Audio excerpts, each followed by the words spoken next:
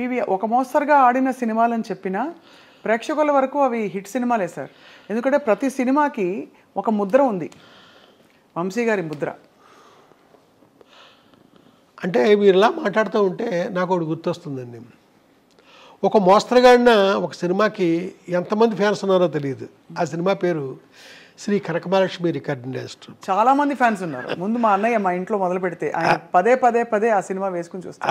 అది ఆ సినిమాకి అమెరికాలో అది ఎంతమంది ఫ్యాన్స్. అవును, మీకు సంగతి తెలుసా? చెప్పండి సార్. 23 రోజుల్లో తీశాను ఆ సినిమాని, ఓన్లీ 23 days. ఎలా సార్? అంటే ఇప్పుడు కెమెరాలు అయ్యి ఇలా వచ్చేసి కదా, ఆన్లైన్ అప్పుడు లేవు కదా. ఆ రోజుల్లోనే 3 కెమెరాలు పెట్టి మొత్తం ఫుల్ సాంగ్ రిహార్సల్ చేయించేసి 3 కెమెరాలు పెట్టి సౌండ్ స్టార్ట్ చేసి ఎండేసరికి పాట అయిపోయింది. అబ్బో, అప్పుడు ఆ రోజుల్లో. ఇది ఎప్పుడు 86 ఇవన్నీ అప్పుడే చేసి. కానీ అంటే 23 రోజులు షూటింగ్ టైము, అంతకుముందు ప్రిపరేషను, ఆర్టిస్టులకు చెప్పడాలు, ఇంత హడావుడి ఉండేదా? అక్కడికక్కడేనా? అక్కడికక్కడే అంతాను. ఆ కోట శ్రీనివాసరావు వాళ్ళంతా బిజీగా ఉన్న రాళ్లపల్లి వాళ్ళంతా మళ్ళీ మన దగ్గరికి రిహార్సల్ చేయడానికి లేకపోతే మనకి వినడానికి వస్తారా? అబ్బే, స్పాట్కి వచ్చి అక్కడే. మీరు చిత్రీకరించిన హీరోయిన్స్లో సార్ మోస్ట్ బ్యూటిఫుల్ ఎవరు? ఇది అడగలేక ఆపుకోలేక అడుగుతున్నా. అంటే ఒకే మనిషి అండి, ఇంకెవరూ లేరు.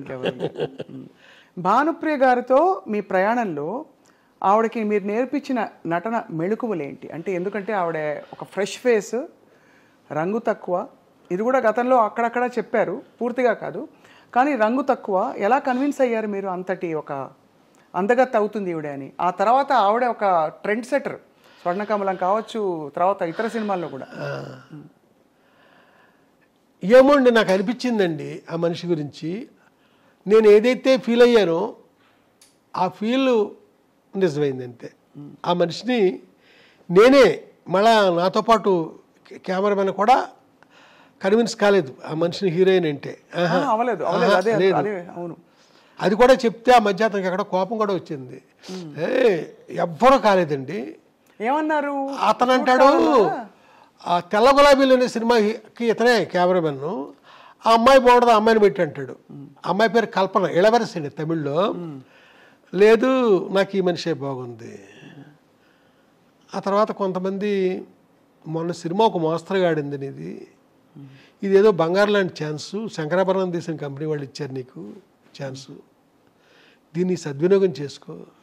ఏంటి ఆ నల్లటి మేడుగుడ్లు దాన్ని పట్టుకుని విశాల నేత్రలు అంటావేంటి? ఇలా మాట్లాడారండి కొంతమంది. నాకు ఆ అమ్మాయే బాగుంది. అయితే ప్రొడ్యూసర్స్ వాళ్ళు బాగుందన్నానికి కారణం ఏంటంటే, 7 స్టార్స్ కలర్ ల్యాబ్ అని ఉస్మాన్ రోడ్లో ఘంటసాల గారి ఇంటి దగ్గరలో ఉందండి. అక్కడ పెద్ద పెద్ద ప్రింట్లు వేయించేసానండి. ఈ అమ్మాయి ఫోటో సెషన్ పెట్టి స్టిల్స్ తీసాను కదా, ఆ పెద్ద ప్రింట్లు వేసాను, వేయించి ప్రొడ్యూసర్ గారి ఇంట్లో పెట్టానండి. ఓ రోజున విశ్వనాథ్ గారు ఏదో పనుండి వచ్చారు అక్కడికి. ఆయనకి ఏడినాయ్ సార్ భార్య జయలక్ష్మి గారు, డైరెక్టర్ గారికి చూపిద్దాం, వంశీ అమ్మాయి బాగుంది అంటున్నాడు కదా, ఆయన ఏమంటారు అంటే మొత్తం అంతా తిరిగేసి నాకేసి బాగున్నాయి అన్నారు ఆయన. ఒకసారి ఆ మాట ఆయన అనేసరికి వాళ్ళ ఇంట్లో వాళ్ళంతా థ్రిల్ ఆవిడ తలుపు వెనకాలండి మా నాగేశ్వరరావు భార్య, ఆ అమ్మాయికి కొంచెం మెల్లనుకుంటానండి అంతే. మెల్లైతే అదృష్టం కదా అని వెళ్ళిపోయాడు. ఓహో, అంతేనండి, అక్కడతో సెట్ అయిందండి. ఆ తర్వాత ఆ సినిమా తర్వాత బిజీ అయింది తను సితార్ తర్వాత. నేను అడిగాను, బిజీ అయ్యాట కదా నువ్వు అని. ఏం బిజీ, మోడర్న్ డ్రెస్సులు ఉన్న క్యారెక్టర్లు ఎవరు ఇవ్వట్లేదు అంది. అప్పుడు అన్వేషణలో తన్ని మోడర్న్ డ్రెస్సులతో చూపించారు. ఓహో, అద్భుతం. చూపించేసరికి అక్కడి నుంచి ఈ చిరంజీవి గారి సినిమాలు అయితే, కృష్ణ గారి సినిమాలు, శోభనబాబు గారి సినిమా, ఇలాగా గువ్వా గోరింకతో మొదలుకొని అసలు ఒక స్టెప్, అన్ని స్టెప్పులు, అన్ని డ్రెస్సులు. ఆ తర్వాత సినిమా ప్రేమించి పెళ్ళాడు. ఇలాగ మీలాగ శారీ కట్టుకుని చక్కగా పెద్ద బొట్టు అక్కడే మొదలైంది ఆ సినిమాతోనే, పెద్ద బొట్టు. అలాగా ఆ సినిమాలో చూపించానండి. ఆ తర్వాత క్లాసికల్ డ్యాన్సర్గా ఆలాపన, అదే ఆఖరి ఫిల్మ్ ఆవిడతో.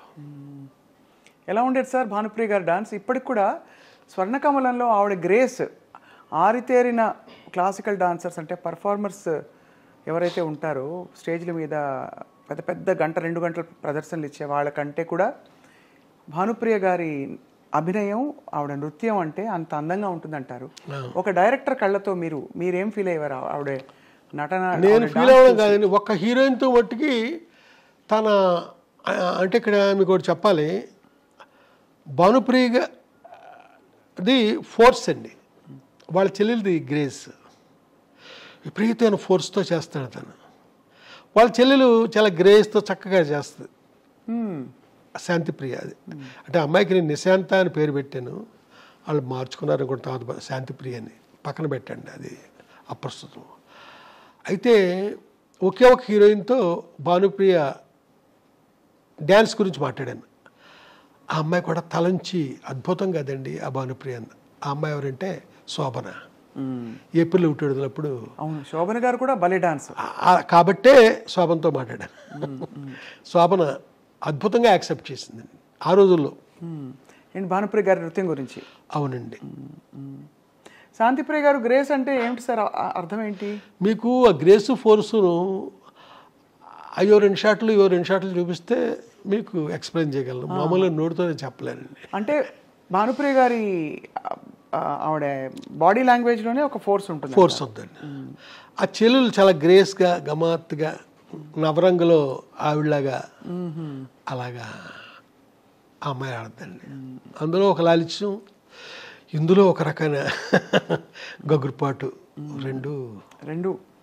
కానీ ఏదేమైనా సార్ భానుప్రియ గారు, వంశీ గారు భానుప్రియ గారిపై చిత్రీకరించిన పాత్రలు,